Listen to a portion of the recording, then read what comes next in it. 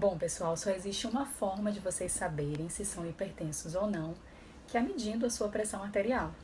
Então é importante que vocês conheçam seus valores de pressão, tá certo?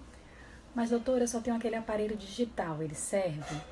Bom, os aparelhos digitais, eles devem conter aquele selo do Inmetro, que qualifica o aparelho como adequado para medir a pressão arterial, sim, tá certo? Então, assim, o método que o aparelho digital usa é o método palpatório, ou seja, ele avalia a distensibilidade da artéria, que é diferente do que a gente faz na consulta quando a gente associa a ausculta. Mas mesmo assim, os valores que ele chega são bem próximos aos valores que a gente chega com o tensiômetro não digital, e eles são confiáveis sim, tá certo? Então vocês podem usar ele. E quais seriam os valores que a gente considera altos da pressão arterial? Bom, quando a gente fala em pressão, normalmente a gente usa dois números, por exemplo, 12 por 8, que é a mesma coisa de 120 por 80. O primeiro número é o que a gente chama de pressão sistólica e o segundo número é a pressão diastólica. Quando a pressão sistólica, que é o primeiro número, está maior ou igual a 14, ou o segundo número maior ou igual a 9, a gente considera a pressão elevada. Bom, doutora, mas medir minha pressão estava acima de 14 por 9 ou igual a 14 por 9, então eu devo ser considerado um hipertenso? Não, um único valor elevado não dá diagnóstico de hipertensão para ninguém, tá certo? O que deve acontecer é que se sua pressão deu elevada, você deve procurar um cardiologista para que seja feito o diagnóstico adequado. E assim, existem algumas condições que aumentam nossa pressão independente da gente ser hipertenso ou não. São elas o estresse emocional, a atividade física e a dor.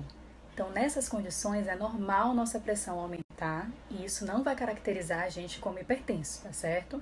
O que vai diferenciar é o nível que essa pressão chega e o quanto ela vai permanecer alterada mesmo depois de cessado esses estímulos. Mas, de qualquer forma, se você medir mesmo diante dessas condições e isso acontecer, procure o seu cardiologista. Outra coisa importante é que tem alguns cuidados que a gente deve tomar antes de medir nossa pressão. Por exemplo, o ideal é que a gente fique em repouso por pelo menos 5 minutos antes de medir a pressão. A gente não pode ter acabado de comer, não pode estar com a bexiga cheia, então é bom você fazer xixi antes de medir. Não pode ter tomado café em menos de 30 minutos, nem ter acabado de fumar, porque todos esses fatores vão interferir na medida da sua pressão.